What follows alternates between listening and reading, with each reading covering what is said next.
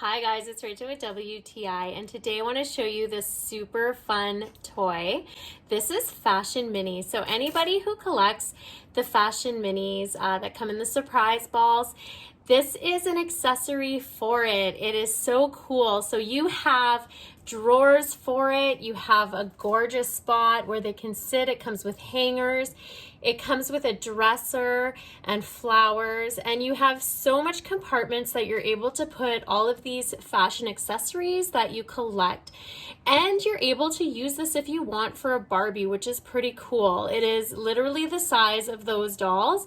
If you have other dolls that fit it, it's perfect for it as well.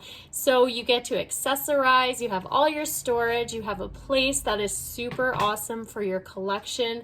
That's the best part, I think.